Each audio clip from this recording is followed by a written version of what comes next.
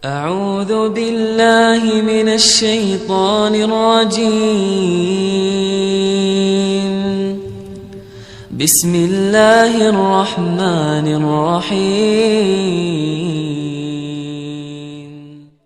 السلام عليكم ورحمة الله وبركاته.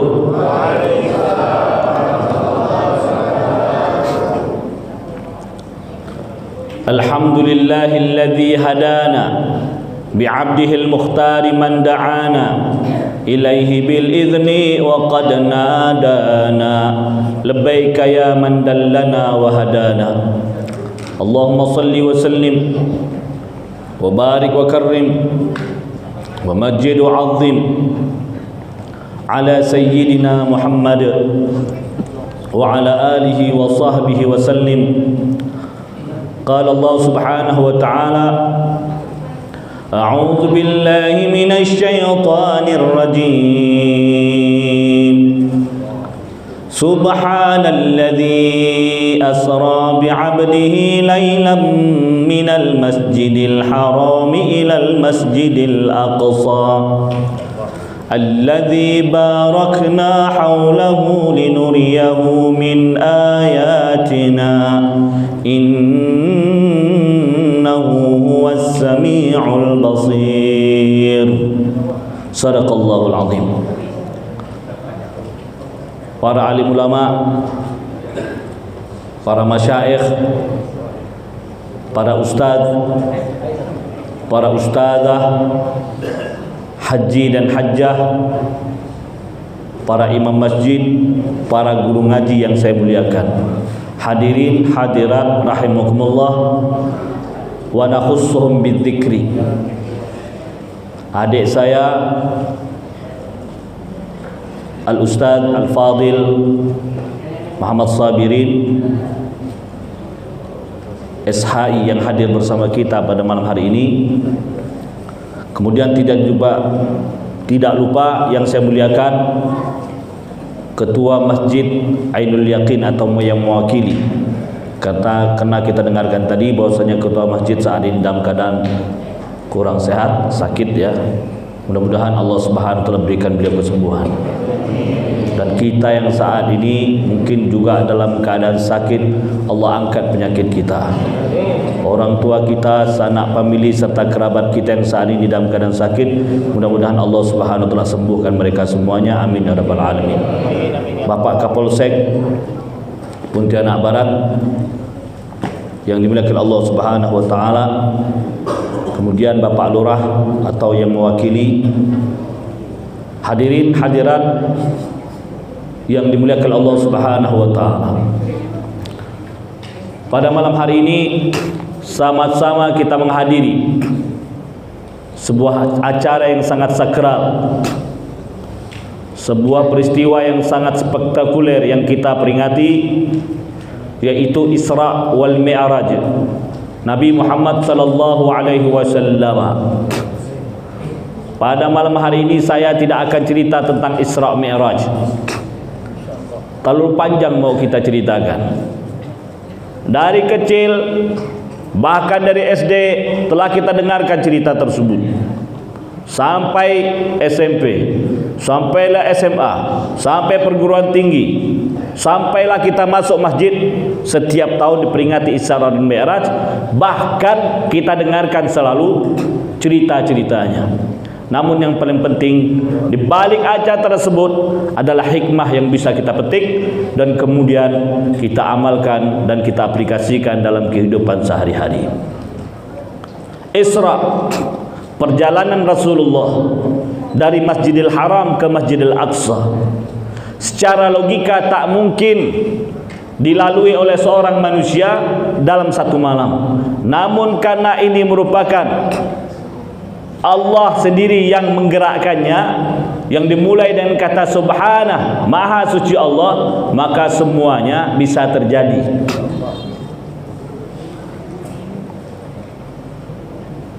Mi'raj, perjalanan Rasulullah sallallahu alaihi wasallam dari Masjidil Aqsa naik ke langit pertama beliau bertemu dengan Nabi Allah Adam alaihissalam. Kemudian naik ke langit kedua, beliau bertemu dengan dua orang nabi yang merupakan sepupu, Nabi Allah Yahya dan Nabi Allah Isa alaihissalam. Naik beliau ke langit ketiga, bertemu dengan nabi yang sangat tampan bernama Yusuf alaihissalam.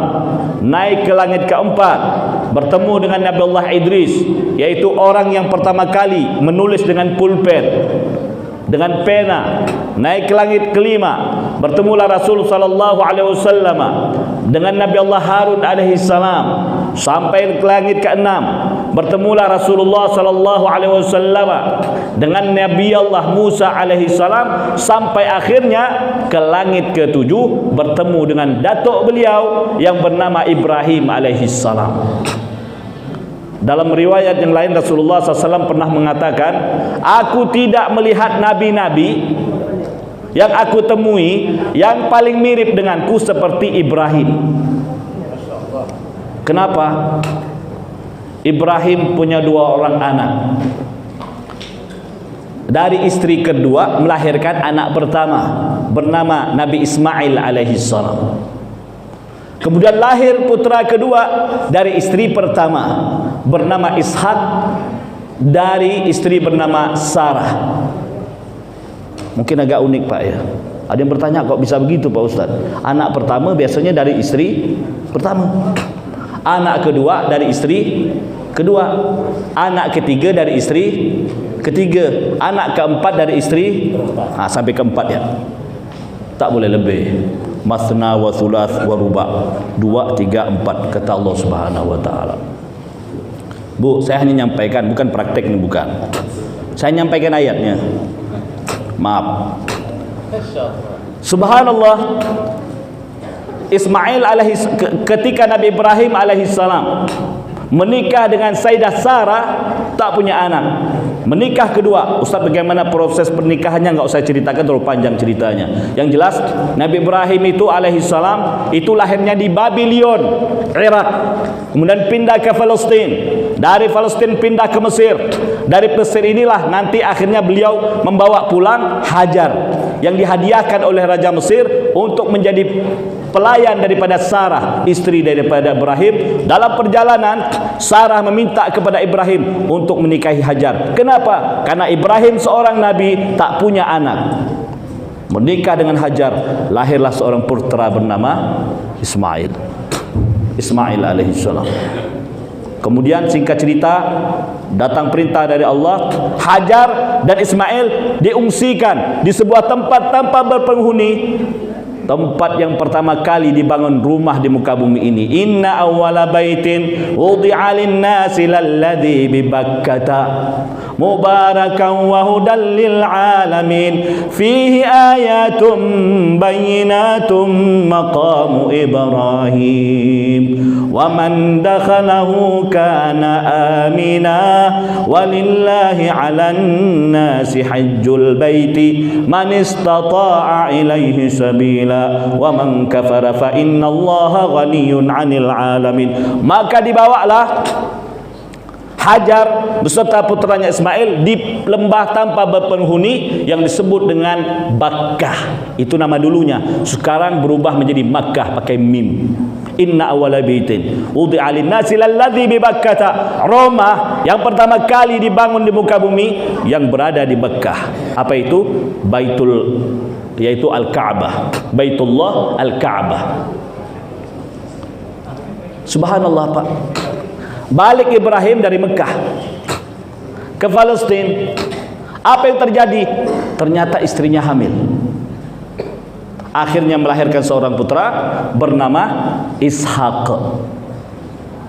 Mungkin Ibrahim bilang begini, mungkin kalau tahu dek kau nak hamil, tak adalah abang kawin lagi. Tapi itu skenario Allah Subhanahu wa taala. Lahir kedua, dapat anak pertama. Setelah itu istri pertama melahirkan anak kedua. Allah ingin menyampaikan sebuah cerita. Allah mempersiapkan sebuah skenario. Dari dua bangsa inilah yang akan menjadi raja di raja atau yang berkuasa di muka bumi ini nanti. keturunan Ismail. Nanti di ujungnya ada Nabi Muhammad SAW yang berkuasa di Arab.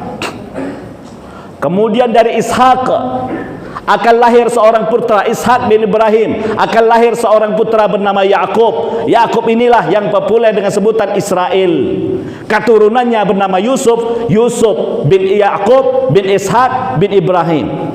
Mulia bin Mulia bin Mulia bin Mulia. Apa kata Rasulullah memuji keturunan Yusuf sampai Ibrahim? Al-Karimu Ibnul Karim, Ibnul Karim, Ibnul Karim. Orang yang mulia Yusuf, putranya orang yang mulia Yakub, putranya orang yang mulia Ishak, putranya orang yang mulia Ibrahim alaihissalam. Nabi bin Nabi bin Nabi bin Nabi. Carikan saya nasab yang begitu hebatnya. Nabi, datuknya Nabi, datuknya lagi Nabi, datuknya lagi Nabi. Ada orang sekarang, Pak, soleh betul. Anak orang soleh, anak orang soleh, anak preman. Datuknya preman rupanya. Masya-Allah.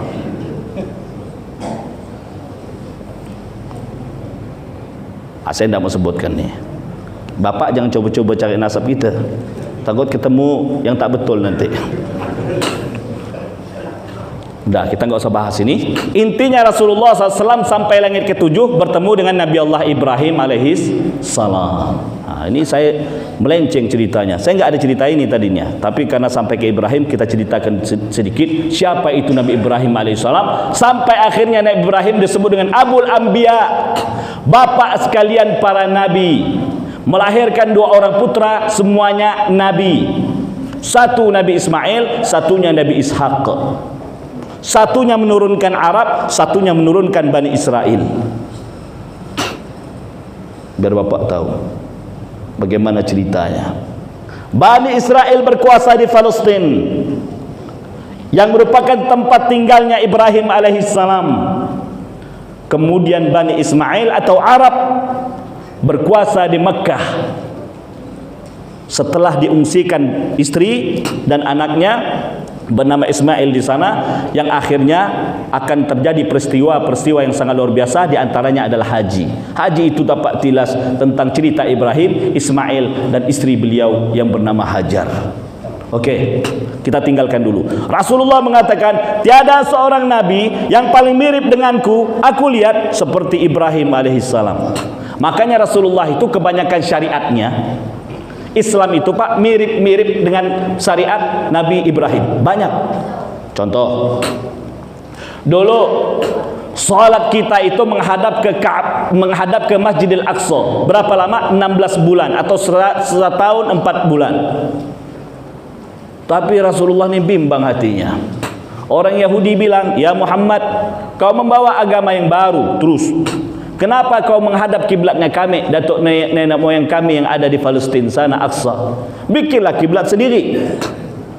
Rasulullah berpikir, aku sih pengennya menghadap ke Ka'bah, karena Ka'bah itu kan merupakan kiblat datukku Nabi Ibrahim alaihissalam. Tapi Rasulullah nak minta sama Allah tak berani. Allah yang menetapkan kiblat kaum muslimin ke Aqsa, Masjidil Aqsa, Palestin. Akhirnya Allah tahu apa yang ada dalam hatinya. Ingat, Pak, Allah itu tak pernah bisu. Allah itu tak pernah buta. Apa yang ada melintas di hati anda Allah tahu. Saat ini kita duduk di Masjid Ainul Yaqin. Dari yang sebelah kanan saya sampai sebelah kiri saya, semuanya ini Allah tahu hati kita. Baik anda utarakan atau tidak utarakan. Ada yang duduk di sini pikirnya keluar, Pak, kalau saya ini pengurus masjid, kau tidak bertuah saya nak datang. Tapi tak jadi masalah. Ketika seorang sahabat mengatakan, "Ya Rasulullah, ada orang datang majlis taklim tapi niatnya tidak betul, Pak." Ya Rasulullah. Apa kata Rasulullah? "Humul qaumu la yasqabihim jalisuhum." Mereka mendapat pahala yang sama dengan orang yang datang secara serius. Itulah hebatnya majlis taklim ini, Pak. Yang tidak serius saja dapat, apalagi yang serius. Bapak tidur nih. Dari awal ceramah sampai akhir tidur. Dah selesai dah, udah. Berapa lama? Kayaknya 5 menit ya. Bukan 5 menit kau tidur, sejam dah. Mereka juga dapat berkah dari majlis taklimnya itu. Kenapa? Karena malaikat ikut hadir. Doa malaikat untuk orang yang hadir di majlis taklim itu sangat luar biasa. Akhirnya apa yang terbesit di hati Rasulullah itu didengar oleh Allah. Tak mungkin kita ini berbisik kalau Allah tak dengar. Dia maha mengetahui. Kad nara taqalluba wajhika fis sama falanuwalliyannaka qiblatan tardaha fawalli wajhaka syatral masjidil haram. Aku melihat ya Muhammad, bisikan hatimu berborak balik ke langit. Falanuwalliyannaka qiblatan tardaha, nescaya aku akan balikkan pandanganmu di kiblat ke kiblat yang kau inginkan. Dulu kau menghadap ke Aqsa, kau ingin menghadap ke Ka'bah. Fawalli wajhaka syatral masjidil haram. Mulai saat ini hadapkan pandanganmu ketika salat atau kiblatmu menuju ke Ka'bah Masjidil Haram. Setelah 16 bulan. Tuh lihat, syariat Rasulullah mirip dengan Nabi Ibrahim. Banyak Pak, khitan, apa itu khitan? Sunat.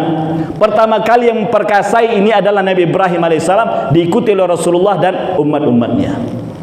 Apalagi banyak haji dan sebagainya, itu semuanya syariat Ibrahim yang diteruskan oleh Rasulullah sallallahu alaihi wasallam. Maka wajar kata Rasulullah, tiada aku melihat seorang nabi yang paling mirip denganku seperti Nabi Ibrahim yang merupakan datukku. Sampai langit ketujuh. Saya tidak cerita langit pertama tadi Pak, apa yang terjadi, karena saya singkat ceramahnya ini. Berhenti di ketujuh rupanya. Apalagi di atasnya kita sambung.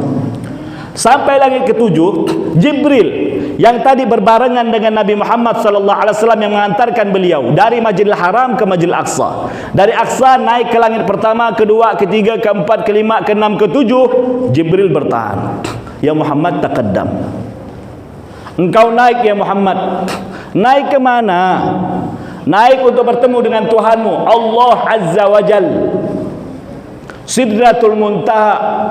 Jibril, tadi kita jalan bareng. Kau yang menunjukkan jalan untukku.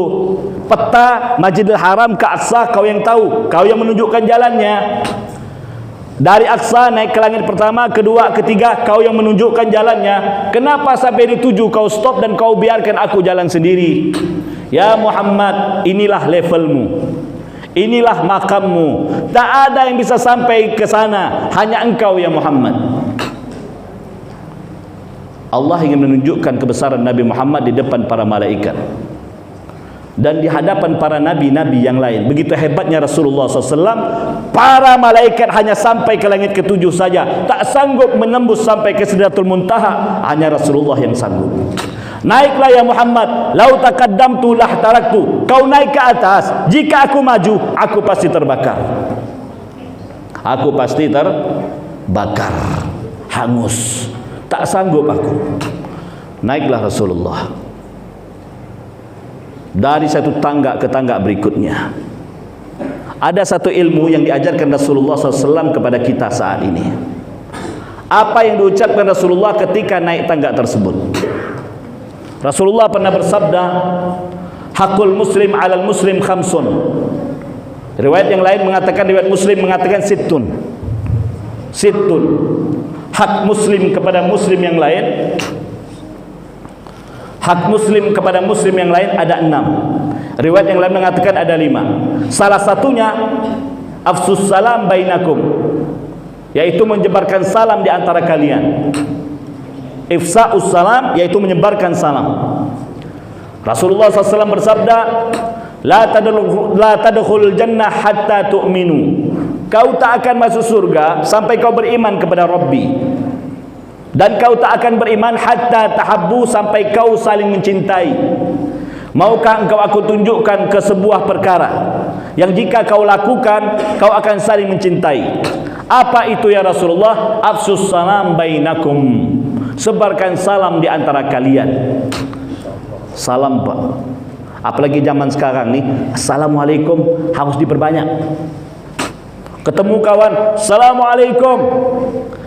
Ini ketemu, coy, apa kabar? Ya enggak apa-apa, salam dulu. Berapa gak anak? 4, isteri baru 1. Alhamdulillah, sama tak beriak dengan saya. Kan gitu. Contoh. Itu nanti mau ngomong apapun silakan, tapi mulailah dengan assalamualaikum. Apa kata Rasulullah? Akan datang suatu zaman, perhatikan, akan datang suatu zaman di mana mereka nanti tidak memberikan salam kecuali kepada yang dikenal saja. Saya tanya, zaman itu sudah sampai atau belum? Sudah sampai atau belum? Akan datang suatu masa, kata Rasulullah, di mana kaum muslimin nanti tidak memberikan salam kecuali kepada yang dikenalnya saja. Udah sampai atau belum? Bukan udah sampai, Pak, udah lewat. Kenapa lewat, Pak Ustaz? Iyalah, sekarang jangankan yang tidak kenal, yang kenal pun tak ada salam dia. Apa kata Rasulullah? Berikanlah salam kepada yang kau kenal atau yang tak kau kenal, berikan salam. Karena akan datang satu masa di mana mereka nanti, kata Rasulullah, tidak memberikan salam kecuali yang dikenal saja. Ternyata masa itu dah lewat, ya Rasulullah. Masa ini jangankan yang tak dikenal, dikenal pun lupa dia salam. Dengan bininya, Pak, tak ada assalamualaikum. Istrinya jelas dalam rumah, tak ada dia assalamualaikum. Pergi di rumah bapaknya, rumah maknya, langsung masuk ya. Ada dengan nasi mak, ada dalam periuk tu. Assalamualaikum lah dulu. Pak, nanti di akhir kalau ada waktu, kita akan bahas kenapa musibah dan wabah itu turun. Kalau ada waktu. Ya salah satunya ini. Kalau ada waktu. Saya dikasih waktu 1 jam setengah. Saya potong setengahnya. Ya kita lihatlah nanti kondisinya ya. Assalamualaikum. Pak, bapak sekarang ini, ibu sekalian, mengeluhkan kondisi rumah tangga kita. Pak Ustaz, rumah saya itu kayak suram benar. Coba Ustaz datang ke rumah, ngapa Bu? Tiup-tiup kan enggak? Ibu nak tiup penjuru sebelah mana? Ada lagi nih, panggil seorang guru, Pak Guru silakan datang ke rumah saya. Ada apa? Rumah saya ini suram benar. Saya mandang suami saya itu, ya Allah, lebih ganteng pula tetangga daripada dia. Ini rasa-rasanya ada yang salah ini. Padahal lawar bah dia tu doloknya. Kenapa sekarang lalu beda? Apa kata suami? Aku gitu kak, cuman aku malu ya nak ngomong dengan kau tu. Masuklah si guru ni. Pas masuk si guru, apa kata guru? Berapa penunjuk langit rumah kau ni? Penunjuk langit ni 2,5 meter. Lebarnya berapa? Lebarnya 10. Tak bisa. Kalau 10 berarti penunjuk langit bagi 2, 5 meter. Baru dia tu matching. Baru kesuraman itu akan hilang dari rumahmu. Okeylah, besok bongkar, ganti atapnya. Besar benar agak modal tu, Pak. Lalu tingkap kau ni berapa kat tinggi? 1 meter. Turunkan sikit, 0,5 meter ya. Bongkarlah. Sudah selesai renovasi rumah, Pak. Besok datang lagi, Pak Guru ada apa? Masih agak suram. Anda salah tempat bertanya. Rumah suram tak ada hubungan dengan penunjuk langit. Rumah suram tak ada hubungan dengan telung dan tingkap tu. Tahu telung tak? Apa telung? Tingkap jendela. Itu bahasa kampung, bahasa Melayu. Nah, kawan-kawan dari Kayung yang fahamnya. Ini banyak kawan-kawan dari Kayung. Telung, tingkap, cipe, tergulik-gulik. Itu bahasa mereka. Subhanallah. Rasulullah mengatakan, lihat intinya Pak Bu. Sederhana, kalau anda mengaku di rumah anda hantu, ada penunggu rumah dan sebagainya, salah anda sendiri yang mengundang. Kok usah cerita masalah ini? Saya cerita tentang salam Pak Bu. Ada sebuah hadis Rasulullah SAW mengatakan, kita kan judulnya salam tadi itu. Apa kata Rasulullah? Apabila engkau masuk ke rumahmu dan mengatakan Assalamualaikum, saat itulah jin akan berkata kepada saudara yang lain, la mabita lakum hadhil lailah, malam ini kau tak punya tempat tinggal. Kenapa? Karena setuan rumah mengatakan Assalamualaikum. Tuh lihat. Bapak tak masuk Assalamualaikum, tak ada Assalamualaikum. Ibu masuk tidak Assalamualaikum. Istri anak masuk tidak Assalamualaikum. Jin masuk. Kalau hari pertama dia masuk, hari kedua dia bertanggal, Hari keempat dia tambah betah. Hari kelima tak mau keluar lagi. Kita usir pun payah. Kucing, coba lihat. Kucing tu contoh Pak Bu. Dia kalau kita biarkan masuk sekali, 2 kali, 3 kali, apabila kita umpan dengan ikan, udah tak mau keluar dia. Mau kita tebak pun dia datang lagi. Kita bawa dia pergi ke mana-mana. Mata lupa kita tutup, 2 kilo kita hantarkan, balik lagi. Jin tak jauh beda. Ustaz dah saya panggil ahli ruqyah paling hebat di Kalimantan Barat. Udah diusir katanya. Udah diusir, tapi datang lagi. Jin yang mana? Jin yang kemarin tu. Yang gara-gara kau undang dia tak ada assalamualaikum. Kau sendiri mengundangnya karena masuk rumah tidak assalamualaikum. Dia udah betah. Assalamualaikum. Cerita assalamualaikum kita lanjutkan. Sampai ke langit ke-7, Rasulullah pun naik ke atas. Saya enggak cerita assalamualaikum, terlalu panjang hadisnya. Kita lanjutkan cerita yang tadi belum selesai ini. Sampai ke langit ke-7, maka naiklah Rasulullah. Apa yang diucapkan Rasulullah?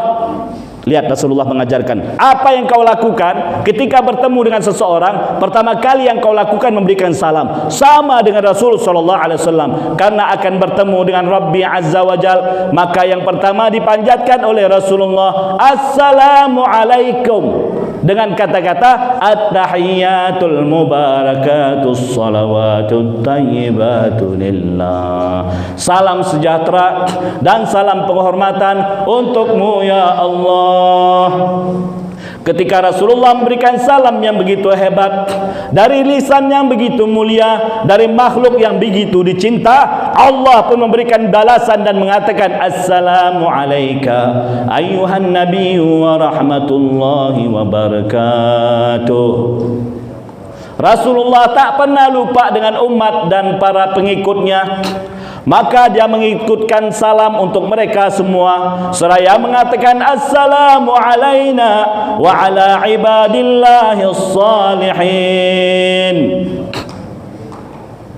Malaikat menyaksikan dialog yang begitu agung antara Rabb dengan makhluk yang tercinta bernama Nabi Muhammad.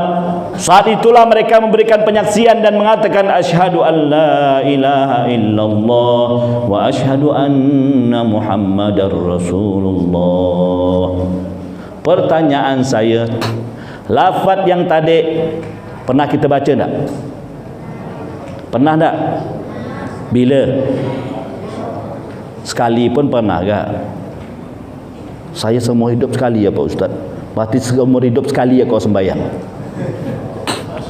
Ini kita baca waktu tasyahud, betul? Ya. Jadi rukun salat akhirnya. Sampailah beliau ke Sidratul Muntaha, akhirnya Rasulullah menerima sebuah hadiah yang sangat mulia. Apa itu? Perintah salat. Berapa Pak Bu? Pertama kali yang terima dalam hadis sahih riwayat Muslim disebutkan berapa? Berapa rakaat pertama kali yang terima? Berapa waktu? 50 waktu. 50 waktu. Turunlah Rasul sallallahu alaihi wasallam ke langit ke-7, bertemu dengan Ibrahim. Apa yang kau terima dari Tuhanmu? Salat 50 waktu. Ibrahim no comment. No comment. Tidak ada komentar. Turun ke langit ke-6, bertemu dengan Musa. Di sini Musa komentar. Kenapa kau komen? Nabi Muhammad, 50 waktu itu kebanyakan. Kira-kira benar tak kata Musa? Betul ke tak ada? Kata Nabi Musa, 50 itu banyak benar. Benar apa tak ada? Kata Musa tu. Lalu gimana? Kau minta korting lah. Terus kau minta pengurangan. Umatku Nabi Musa besar-besar, kuat-kuat, tinggi-tinggi, hebat-hebat, 50 waktu tak sanggup, apalagi umat kau. Apa umat kau yang dari Indonesia tu? Dah kecil. Nak bergaya lagi kan? 50 waktu. Meramputlah. Udah kau minta pengurangan. Berangkatlah Rasulullah naik ke atas lagi. Minta pengurangan, dikurangilah 5. Dari 50 kurang 5 tinggal 45. Turun lagi, ketemu dengan Musa. Musa bilang, berapa sisanya? 45. Masih banyak. Betul ke tak ada nih?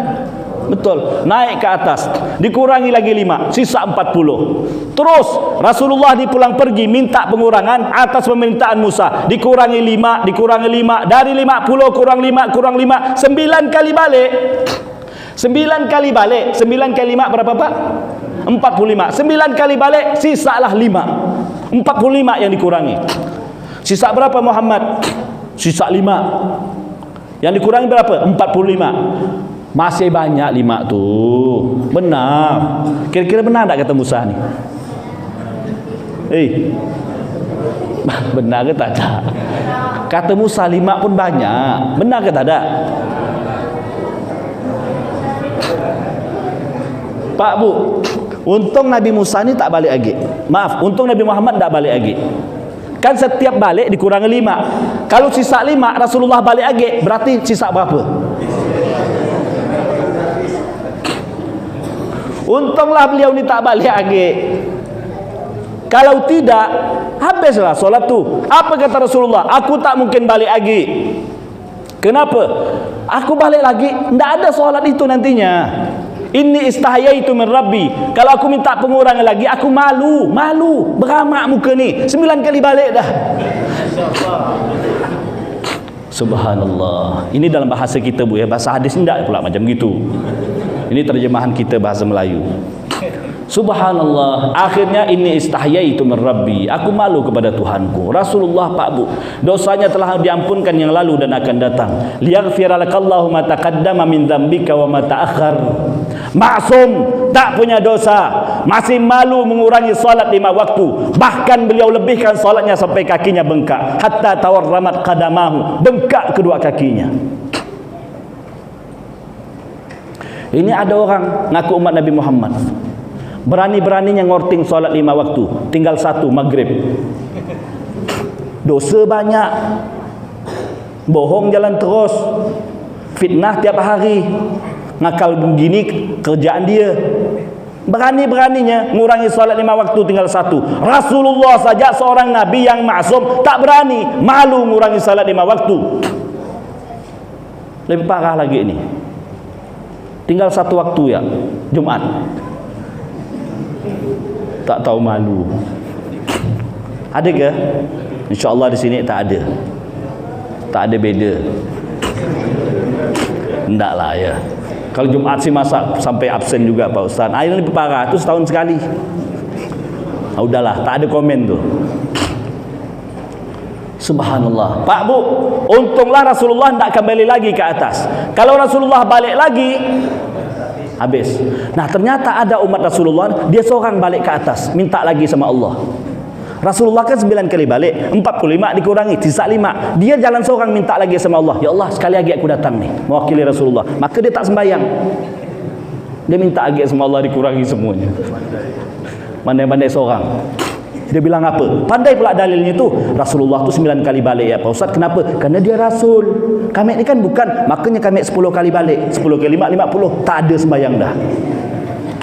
Pandai pula dalilnya tu. Itu kan Rasul. Cukup 9 kali balik. Kami 10 kali balik. La ilaha illallah.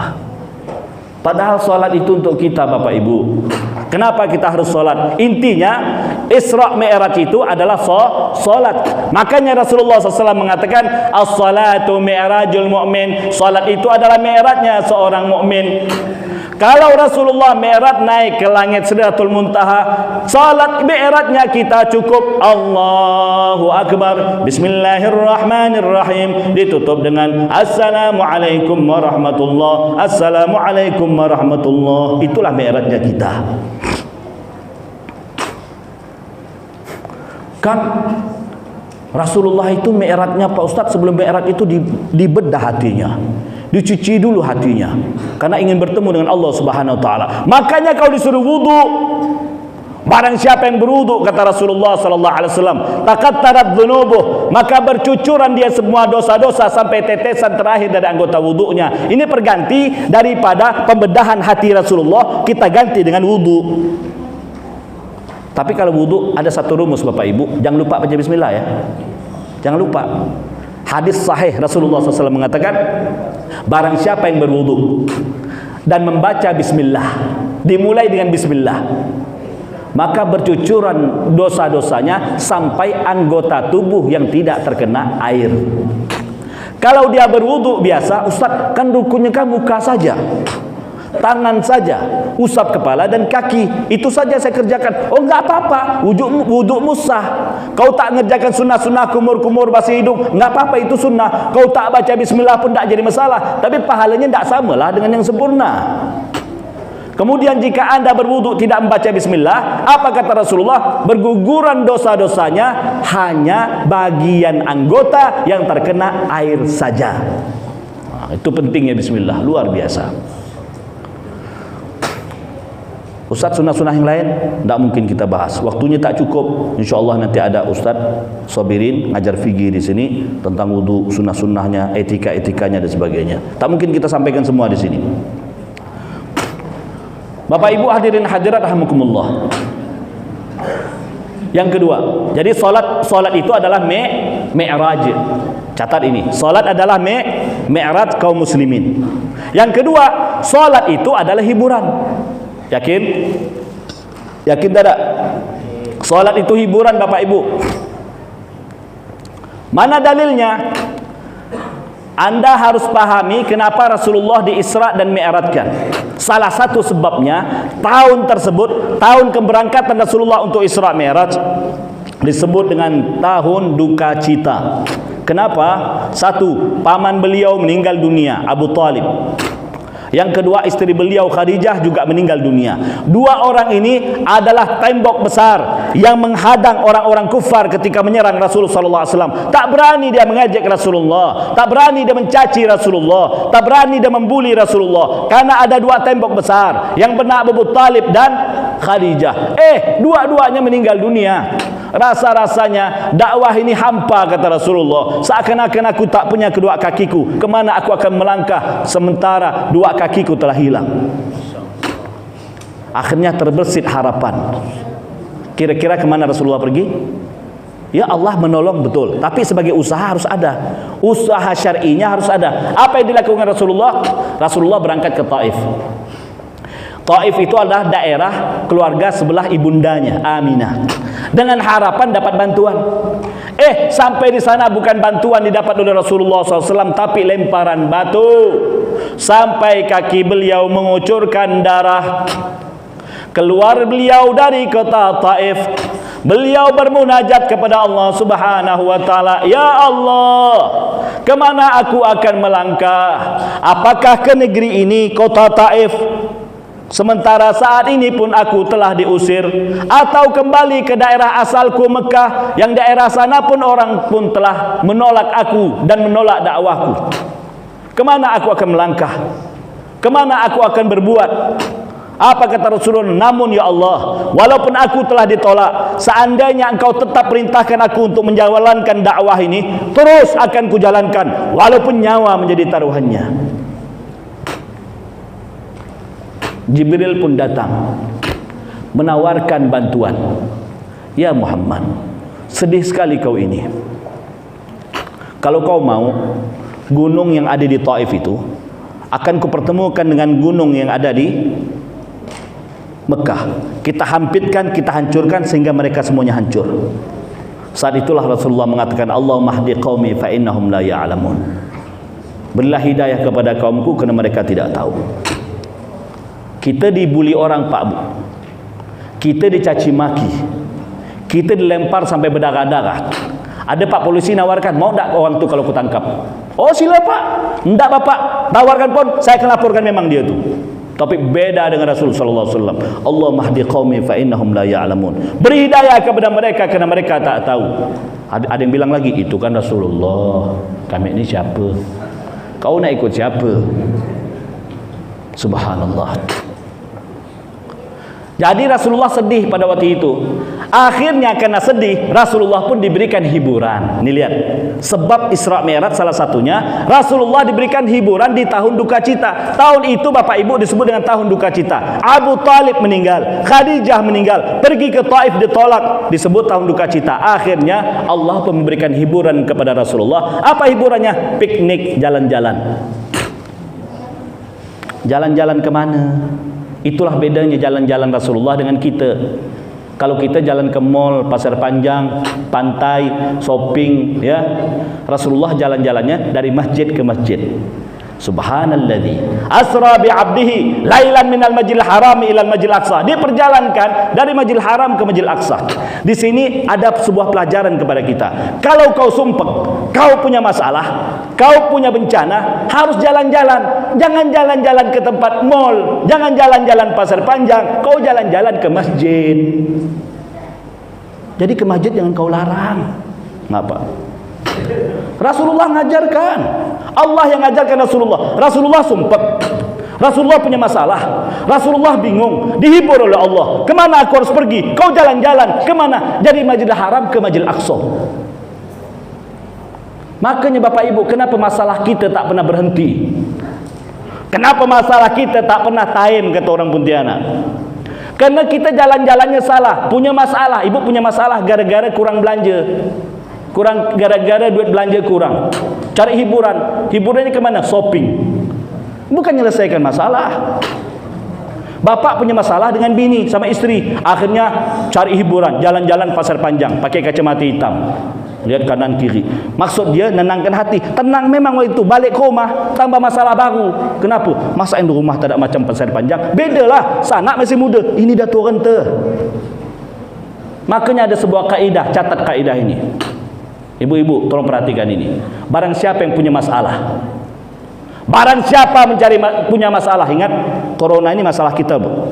Kita ini kalau caranya salah, kita bencana itu makin tambah, khawatirnya makin tambah, Pak Bu.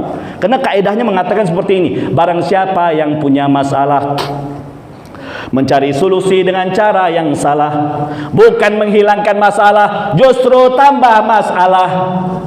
Ada orang punya masalah hutang piutang, pergi ke tempat yang bertuliskan menyelesaikan masalah tanpa masalah. Ibu-ibu ketawa semua nih. Di mana, Bu? Pegadai ya. Ada orang pegadai di sini? Maaf, saya bukan nak nyinggung.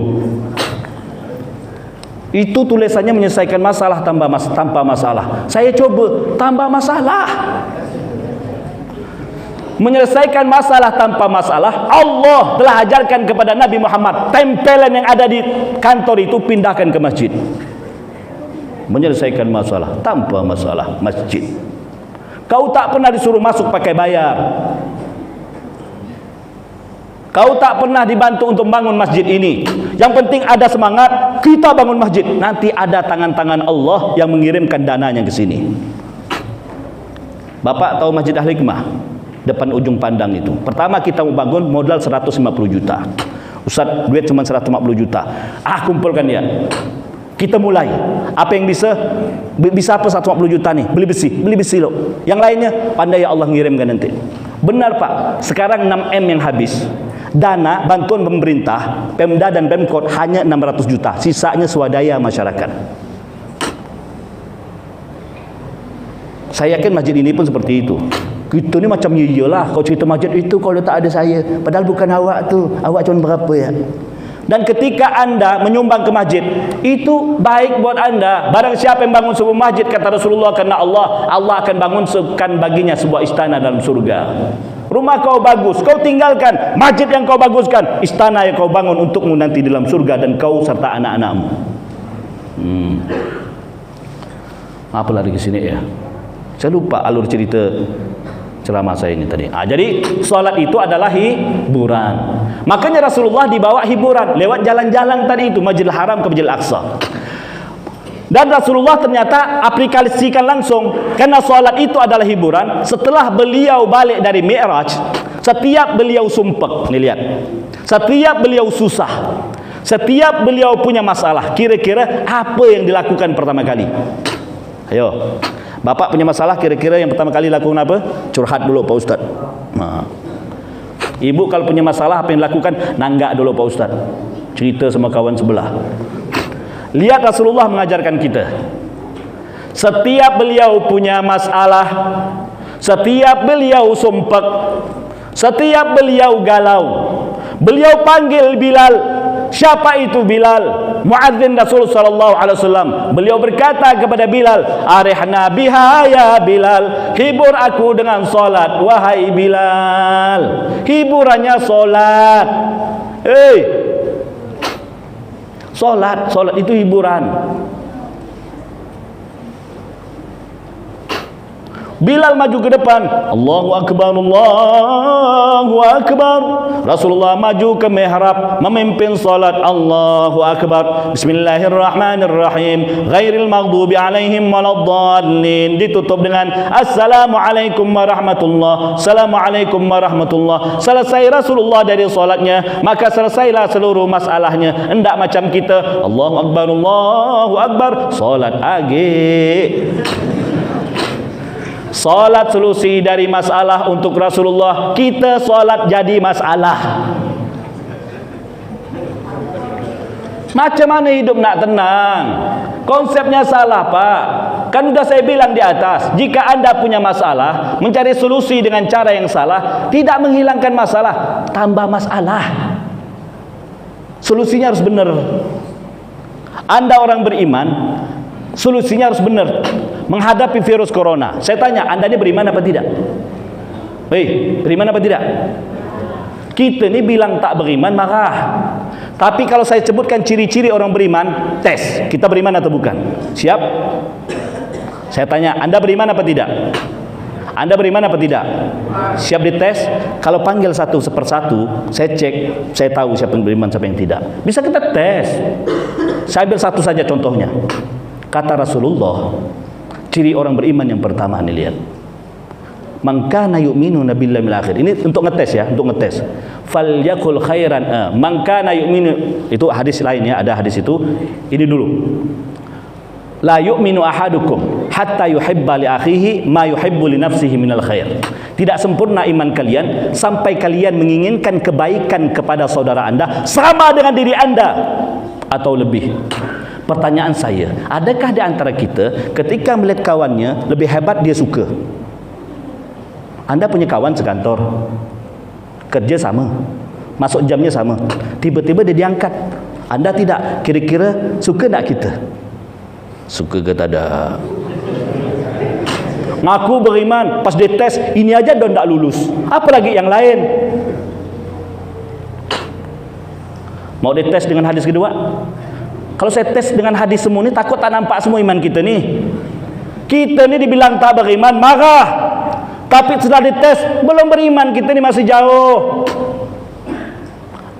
Anda orang beriman, ketika ada musibah, ada masalah, tangkali dengan cara-cara orang beriman. Ketika salah cara, maka masalah baru akan datang. Apa itu iman? Iman itu adalah, perhatikan apa kata Rasulullah, apa kata para ulama. Iman itu meyakini hal-hal yang tak nampak, itu iman. Kalau meyakini hal-hal yang nampak, itu namanya ilmu. Saya tanya, ini apa? Anda tahu dari mana kalau di Mac? Tahu dari mana? Jawablah. Nampak kan? Ini namanya ilmu. Meyakini hal-hal yang nampak namanya ilmu. Kedua, ini namanya apa? Kok tahu semua sih? Adik-adik, namanya apa, Dek? Kroket. Tahu dari mana? Nampak. Anda yakin ini kroket? Yakin ini kroket? Karena nampak. Yakin ini mic? Yakin ini mic? Karena nampak. Saya tanya, yakin adanya Allah? Tahu dari mana? Kan tak nampak.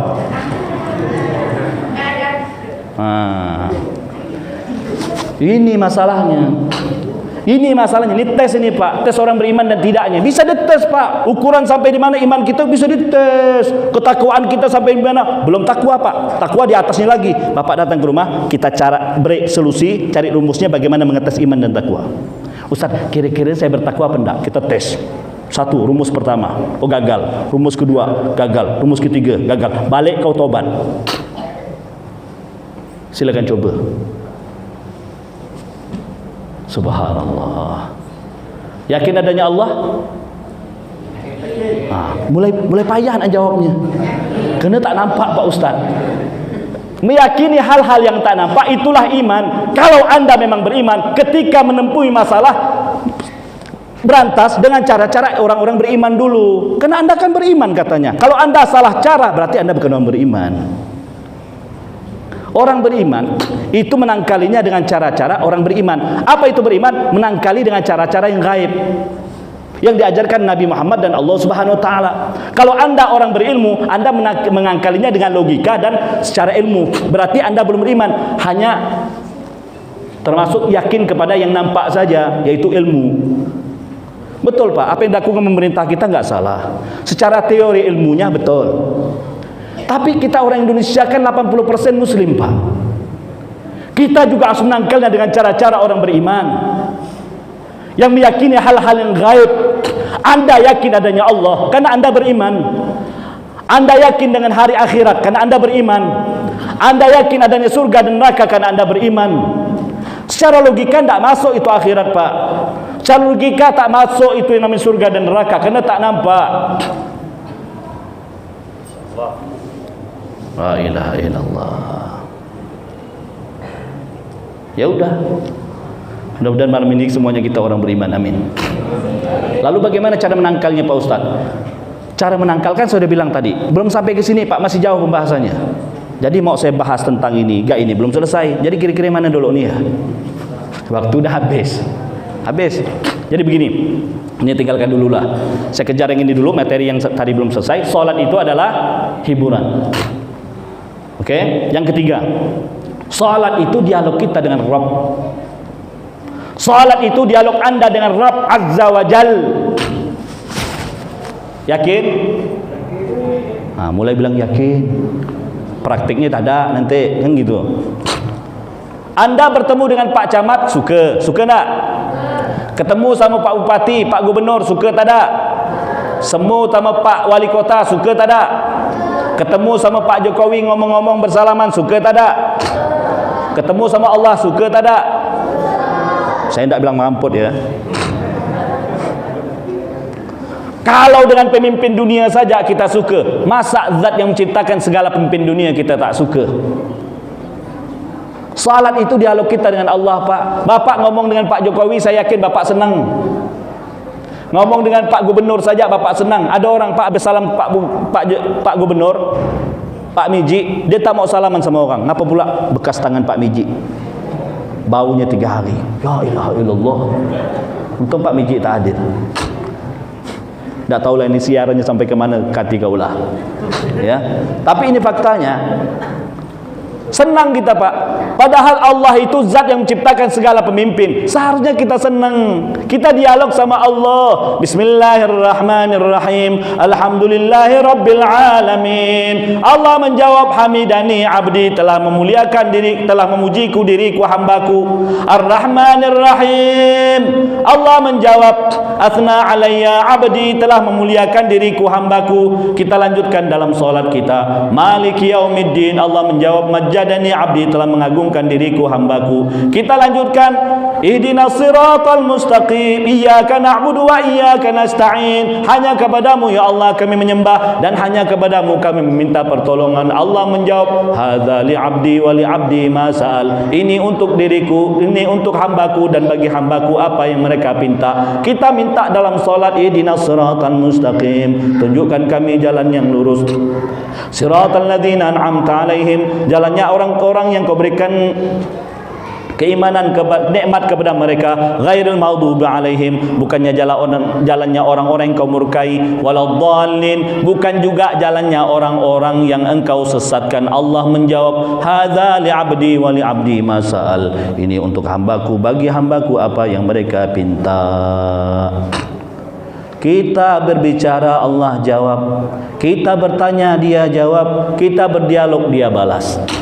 Allah yang menciptakan seluruh pemimpin yang ada di muka bumi ini. Kapan kita nak ketemu sama dia? Dia senang Pak. Kita nak ketemu dengan Pak Wali. Pak Ajudan pengen nak ketemu Pak Wali. Kau dari mana? Dari Gang Sawo. Apa masalahmu? Adalah rahasia. Tunggu catat lo nama kau. Minggu depan lah kau datang. Kenapa? Ya daftar dulu lah.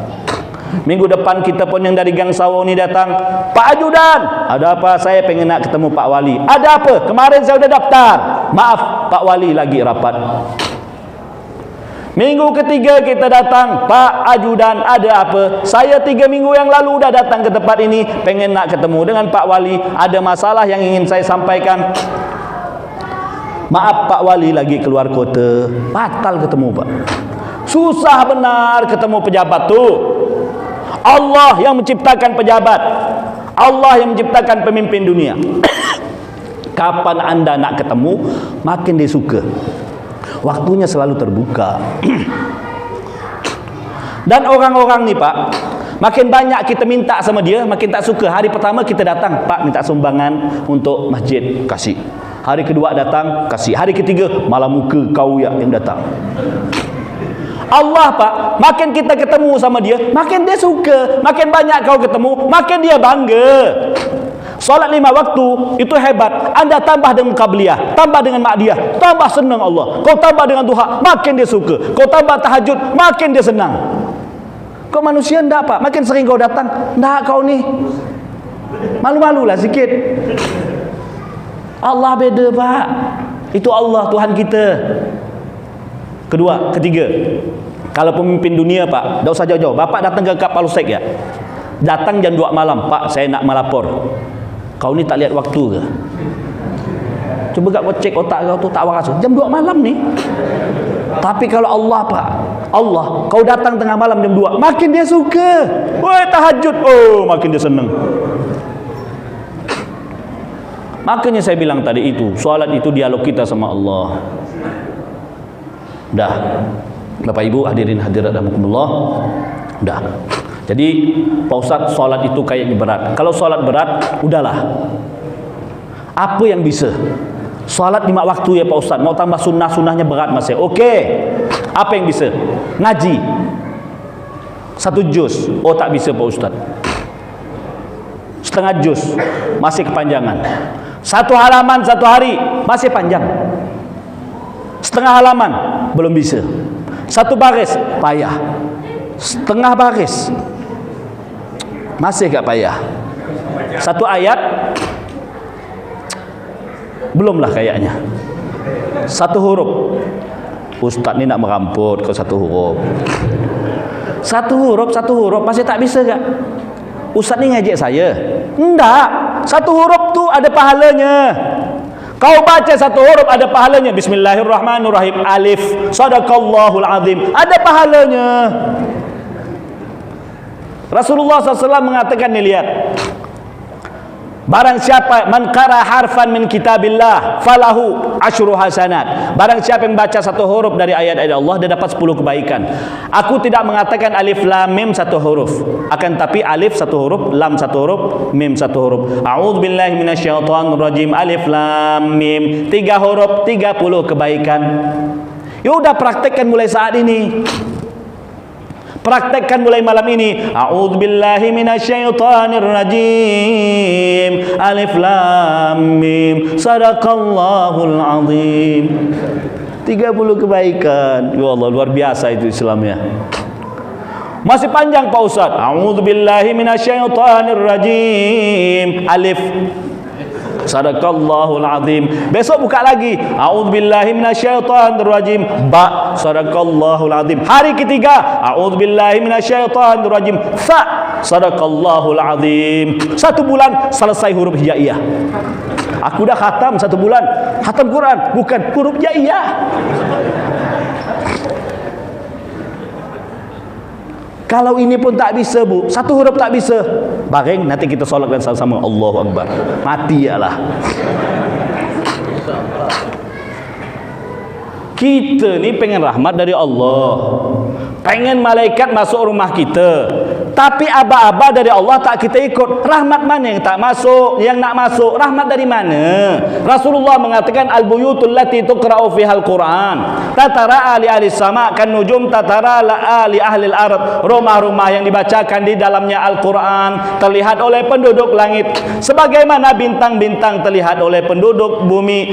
Orang bumi suka ngelihat langit karena di sana ada bintang. Ternyata makhluk langit yang bernama malaikat suka ngelihat bumi karena di sana ada rumah yang gemerlap terang benderang dengan bacaan Al-Quran. Al-Quran. Jadi kalau cerita Al-Quran, ibu jangan bayangkan satu juz, satu huruf pun udah. Udahkah kita kasih yang paling mudah dah nih? Kalau masih tak bisa gak satu huruf, parah benar. Tapi tak mungkin lah satu huruf. Atau udah bikin tadarusan. Kalau nak takut nak bosan, tadarusan. Bang, kita malam ni tadarusan anak beranak. Anak kita berapa? 2. Abang 1, 3, saya 4. Kita tadarusan. Abang baca alif, ini ba, ini ta, ini ta. Sadaqallahul azim. Kan selesai cepat itu. Auzubillahi minasyaitonirrajim, kata suaminya. Alif, suami nyambung. Ba, ta, ta. Selesai. Sadaqah. Udah paling mudah dah ni. Ya Allah, kata Rasulullah, yassiru wala tu'assiru. Kau permudah, jangan persulit. Udah kasih saya yang mudah nih. Ustaz tu selalu ngasih solusi-solusi yang paling mudah, supaya dapat rahmat dari Allah Subhanahu wa taala. Jadi kalau rumah tu gelap, kalau pengen malaikat masuk Bapak Ibu, Al-Quran, Al-Quran, Al-Quran. Pak Ustaz, saya tak sempat. Suami anda, apa panggil suami saya? Anak anda, anak saya pun tak bisa. Panggil guru ngaji, belajar di rumah. Dia ke TPA sila, kau panggil guru ngaji, bawa ke rumah. Mana yang tadi yang qari, balik. Ajak ke rumah. Kemudian kasihlah dia insentif 100.000 ke. Kita ni kalau matematika bahasa Inggris 250 tak pernah absen bayarnya. Guru ngaji 100.000 itu pun berhutang. Ada seorang guru ngaji, Pak Ustaz, berapa kau sebulan? 100.000 Pak Ustaz. Full gak bayarnya? Itulah Pak Ustaz. 2 bulan dia tak bayar dah. Astaghfirullahaladzim. Guru yang ajarkan anakmu untuk ke surga tidak kau kasih. Ini bukan zaman dolok Pak Bu. Memang duit hidup itu bukan, uang itu bukan segalanya. Tapi maaf, segalanya perlu duit. Maaf, ini tidak sengaja saya ngomong ini nih. Artinya kita pelihara ini guru-guru ngaji. Kalau dolok-dolok sih betul, cukup dengan sebotol minyak tanah. Ngaji sebotol minyak tanah, ngaji sebotol minyak tanah. Lama-lamanya guru ngaji jadi agen minyak tanah. Tidak apa-apa jadi agen. Yang pentingnya jadi agen. Subhanallah.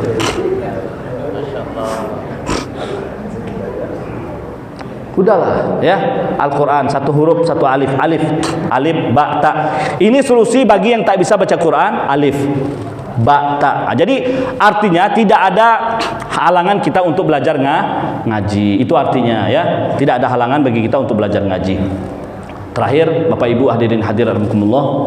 Nah, karena konsep-konsep ini telah kita tinggalkan, mungkin itu yang menyebabkan Allah itu murka kepada kita. Pak Bu, maaf, kemarin ada yang bilang seperti ini, Pak Ustadz, azab itu sudah tidak ada lagi.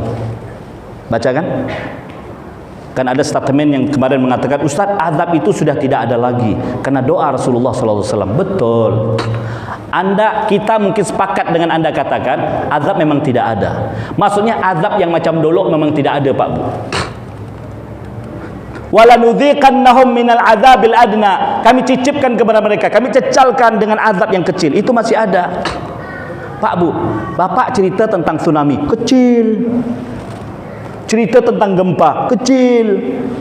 Gunung meletus, kecil.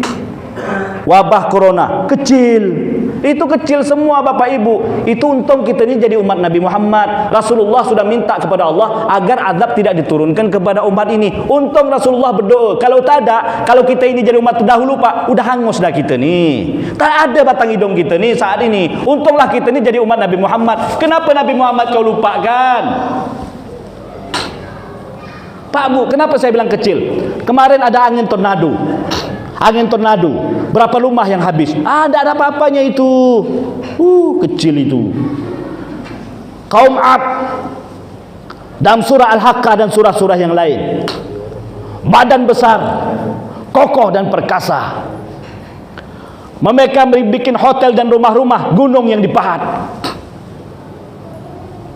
Allah hancurkan mereka dengan angin yang tak pernah padam selama 7 hari 8 malam. Karena mereka membangkang kepada Nabi yang bernama Nabi Allah Hud alaihi salam. 7 hari 8 malam. Kita hanya 1 hari ya, udah pening dah kepala kita. Maka saya bilang tuh, yang turun kepada kita ini tak ada apa-apanya, kecil. Ini berkat doa Nabi Muhammad SAW. Kalau kita jadi umat terdahulu nih Pak Bu, dah habis dah kita nih. Habis dah kita. Habis. Benar. Cerita apa lagi? Ustaz, kemarin ada tsunami di Aceh. Kemudian ada tsunami yang di Bantul, gempa yang di Bantul itu sehingga menaikkan air ke atasnya. Kecil itu. Umat Nabi Allah Nuh alaihi salam. Allah rendam di bumi. Semua bumi terendam selama 6 bulan. Untung ada safinah Nuh itu, perahunya. Berarti tak ada apa-apanya sebenarnya. Allah baru cecalkan wala nudhiqannahum minal adzabil adna. Aku cecalkan, aku jamahkan bang. Itu yang kalian ada ketakutan semua. Takut semua nampak ni. Nampak muka-mukanya ni. Tak ada apa-apanya itu. Apa la'allahum yarji'un. Aku kasih, aku jamahkan supaya mereka kembali, bukan dijauhkan dari Allah. Mereka harus dekat sama Allah. Kasih mereka peluang jalan bagaimana mereka berkumpul untuk menjalankan syariat-syariat Allah. Ini kesempatan kita untuk kembali kepada Allah. Saya mau tanya, Anda ini beriman apa tidak? Kalau Anda orang beriman, menangkalnya harus dengan cara orang-orang beriman. Kan gitu. Dengan teori ilmu, silakan, gak apa-apa. Teori ilmiahnya kita harus mengurung diri, kita harus iya, gak apa-apa itu. Tapi menangkal dengan cara orang beriman juga harus ada. Rasulullah sudah ajarkan itu.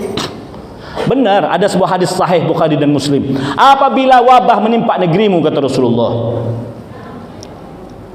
Perhatikan ya. Jika turun di negeri orang lain, jangan kau masuk di negeri tersebut. Kalau turun di negerimu, kau jangan keluar. Betul. Itu enggak salah. Kemudian Allah jika menurunkan wabah, menurunkan kepada siapa yang dikehendakinya. Azab bagi orang kafir, rahmat bagi kaum beriman. Subhanallah, itu betul. Tapi cara-cara menangkali secara iman juga harus kita lakukan. Orang beriman kan meyakini hal-hal yang gaib. Tanya Rasulullah, gimana cara menangkalnya? Pelajari. Karena kita orang beriman meyakini hal-hal yang gaib, yang tak nampak itu namanya iman. Kalau meyakini dengan hal-hal yang nampak, itu namanya ilmu. Yakin ada dua, yakin kepada yang nampak, yakin kepada yang tak nampak. Terakhir, ini terakhir yang terakhir lah. 3 kali terakhir. Batas saya itu terakhir 3 kali. Saya mau tanya, ini Pak Polisi ada, perwakilan dari Pak Camat ada, tolong disampaikan. Mudah-mudahan ini kita paham semua. Terserah mau nyampaikan kemana. Ini curhat saya. Kenapa bencana itu harus turun? Kalau sekarang Pak saya katakan bukan harus turun, memang sudah harus turun. Bukan wajar, harus. Wajar itu masih lah ya, harus. Maka saya bilang kalau kita jadi umat terdahulu, dah habis kita nih. Untunglah Rasulullah masih berdoa kepada Allah agar azab-azab yang besar itu tak turun. Bapak cerita tentang gempa bumi kecil, kaum Sadum Pak, kaum Sadum. 3 orang malaikat singgah ke rumah Ibrahim. Sebelum pergi ke kaum Sadum, siapa nabinya? Nabi Lut. Siapa Nabi Lut? Keponakan daripada Nabi Ibrahim alaihissalam. Keponakan Nabi Ibrahim yang diutus oleh Allah untuk menjadi nabi yang ada di Sadum, ya, di perbatasan Yordan dengan Palestina. Dikirim di sana. Singgah dulu. Kau ngapain, kata Ibrahim? Ini bahasa kita. Ceritanya di dalam Al-Quran. Kau ngapain ke sini? Aku ingin pergi ke kaum Sadum. Ingin menghancurkan negeri tersebut, tapi di sana ada seorang nabi yang soleh. Oh, itu keponakanku bernama Lut. Lalu ngapain kamu mampir ke sini? Aku mampir ke sini ingin berikan kabar gembira kepadamu dari Allah Subhanahu wa taala. Istrimu bernama Sarah sekarang hamil. Istrinya belakang bilang, benarlah sikit. Iya. Aku kan tua, mandul, tak mungkin hamil. Tapi ini Allah yang punya ciptaan. Walaupun dia sudah tua, hamil dan akhirnya melahirkan anak yang bernama Ishaq. Setelah itu berangkat ke Sadum. Naik ke sana, ceritanya begitu panjang. Kata para malaikat ini, wahai Lut, ajak orang-orang yang bersamamu, yang beriman bersamamu, keluar dari kampung ini. Sebelum fajar harus keluar dari kampung ini. Dan jangan noleh ke belakang. Kalau dia noleh ke belakang, maka dia akan kena azab Allah Subhanahu wa taala. Maka sebelum fajar keluarlah Nabilah Lut berserta dengan kaumnya, anak-anaknya dan istri-istrinya, kecuali 1 istri saja yang bangkang, noleh pula di ke belakang. hancur itu Sadum, dan istrinya juga kena, hancur semuanya. Tahu bagaimana gempanya, Pak? Bukan kayak gempa kemarin di Jawa itu, tidak ada apa-apanya itu. Bumi ini diangkat oleh malaikat, angkat tinggi-tinggi, pek dibalikkan. Kemana orang-orangnya itu? Kalau gempa kemarin tuh bumi itu digoyok gini ya, gitu ya, Pak. Nah, kalau dulu, gitu. Subhanallah, ya. Jadi nggak ada apa-apanya, Pak. Lah, terakhir, ini terakhir itu saya bilang terakhir, tapi belum dibahas. Yang terakhirnya nih, apa kata Rasulullah? Bapak tahu nggak? Kenapa laknat itu harus, maaf, kenapa bencana itu harus turun?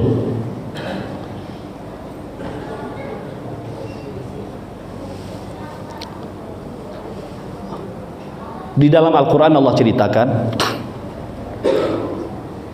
orang Yahudi hari rayanya hari Sabtu. Hadis ini hadis Pak Bu ya.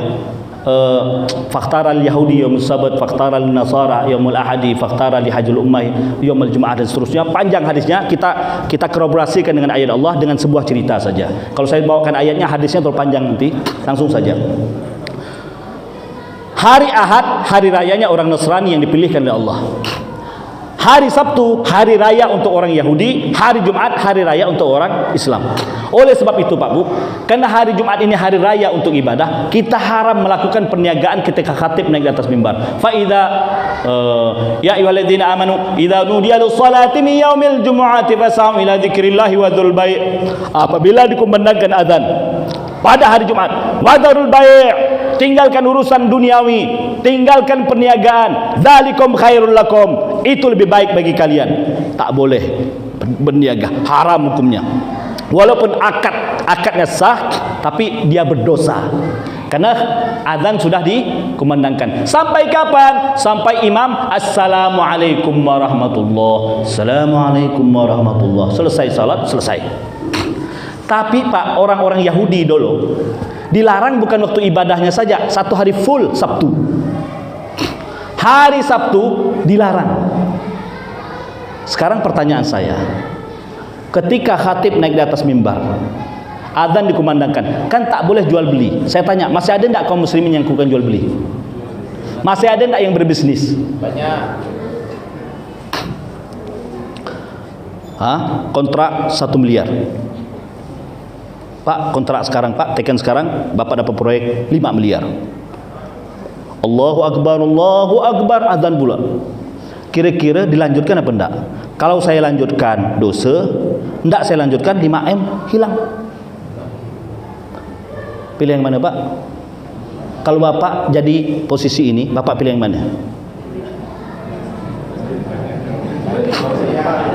Saya pilih Jumat Pak Ustaz, karena tak ada yang nawarkan kau 5 miliar. Coba kalau ada, mengampun lah. Kalau saya pun mungkin masih goyah. Saya yang goyah. Azan-azan yang penting 5 miliar. Padahal Allah mengatakan, wadharul bai', tinggalkan itu semua, dzalikum khairul lakum, itu lebih baik untukmu. Padahal larangannya hanya 2 jam Pak, dari azan sampai assalamualaikum. Apalagi larangannya 1 hari full. 1 hari full. Coba kau dilarang, kau tak boleh kerja, kau tak boleh berdagang, kau tak boleh berbisnis, hari Jumat 1 hari full. Mati semua. Kami nak makan jam mana? 2 jam ya ada kau langgar, apalagi 1 hari full. Itulah hebatnya umat Nabi Muhammad. Dikurangi semua Pak. Kurang apa umat Nabi Muhammad ini? Orang 1 hari dilarang, kau hanya 2 jam masih kau langgar. Kembali ke cerita orang Yahudi, 1 hari full Pak dilarang. Kira-kira bagaimana tanggapan mereka? Kalau umat Nabi Muhammad saja dilanggar 2 jam, apalagi orang Yahudi Pak, 1 hari. Akhirnya yang satunya Pak, kelompok pertama, 3 kelompok. Kelompok pertama, masa bodoh, dilarang, kita nak makan. Makanya sebenarnya hari Jumat itu harusnya libur Pak. Orang Yahudi hari Sabtu Pak libur kena ibadah. Orang Nasrani libur hari Ahad. Allah jadikan hari Ahad sebagai hari ibadah mereka, libur. Hari Jumat hari ibadah umat Islam. Kenapa kau kerja? Maaf Pak ya, jangan disampaikan ya. Enggak, saya hanya ngajak kita berpikir. Dia ibadah kita libur, Ustaz. Dah kita sepakat hari Ahad. Okey. Tambah libur 2 hari. Ngapa pula Sabtu pula yang diambil? Untung lagi orang Yahudi. Kena giliran kita hari Jumat libur, seharusnya libur, tak ada kita libur. Dia ibadah, kita libur. Nasrani ibadah, kita libur. Kena kita ibadah, kita kerja. Dia kerja, kita ikut kerja. Kita ni ikut siapa? Makanya Pak Pondok kita hari Jumat libur. Ustaz nanti saya laporkan. Mau apa lagi? Terlanjur ngomong dah saya. Terlanjur ngomong. Udahlah. Kita kembali hari Sabtu. 1 hari full Pak dilarang kerja, ibadah. Untuk umat Islam hanya 2 jam ya. Kelompok pertama, masak bodoh dengan larangan. Allah uji Pak, hari Sabtu yang dilarang untuk mancing, hari Sabtu pula ikannya banyak. Karena kerjaan mereka mayoritas nelayan. Banyak ikan. Wah, ikan banyak nih. Hari apa nih? Hari Sabtu. Masak bodoh. Sabtu-Sabtulah. Yang penting ikan kita kail. Sama dengan kontrak tadi. Masak bodoh. Yang penting 5 miliar. Rupanya ada juga sekarang macam gitu. Kelompok pertama. Kelompok kedua.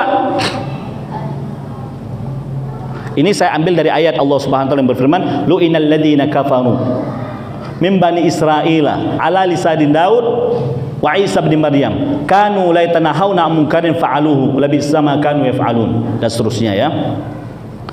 Orang Yahudi dan orang-orang Yahudi Bani Israel itu, orang-orang Bani Israel dilaknat oleh Allah Subhanahu wa taala di dalam Zabur dan Taurat karena mereka tidak mencegah amar ma'ruf, tidak melakukan amar ma'ruf, dan tidak mencegah kemungkaran yang mereka lakukan, tidak mencegah kemungkaran yang diperbuat oleh lingkungan mereka. Perhatikan. Kelompok pertama tetap ngail. Kelompok kedua ibadah. Tapi mereka tidak mau mencegah. Kau ibadah, tapi keluarga kau tu ada yang mancing masih. Itu urusan dia lah. Kami tak mau ikut campur. Dia masuk neraka, urusan dia. Aku tak mau ngas. Nanti kita pula jadi masalah dengan dia. Udahlah, kata dia lah. Kau nak kena ke urusan kau, aku tak ambil urus. Aku ngurus keluarga aku ya. Nanti kalau kita ngurus kau, kita pula nanti kelahi. Kata kau lah.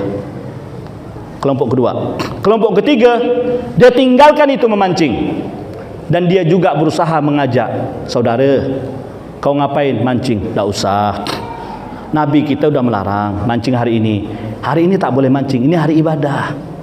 Ngapa pula kau ngurus aku? Aku tidak ngurus, aku nyampaikan. Kau tak mau ikut, ya udah. Ini kelompok ketiga. Kira-kira di antara 3 kelompok ini yang dilaknat yang mana? Yang dilaknat yang mana? Yang dilaknat yang mana? Kelompok pertama jelas. Karena mereka meninggalkan ibadah, menentang perintah Allah. Ternyata selain kelompok pertama, kelompok kedua juga dilaknat. Hanya kelompok ketiga yang selamat. Artinya jika ada kemungkaran di sekitar Anda dan Anda diam saja, dan mungkin Anda ikut menyaksikan, aku tidak ngerjakan tapi aku melihat sama. Laknat apa Allah turunkan kepada mereka? Kunu kiradatan khasiin, kata Allah. Jadilah kalian semuanya monyet-monyet. Jadi kerak semuanya Pak. Buka Al-Quran.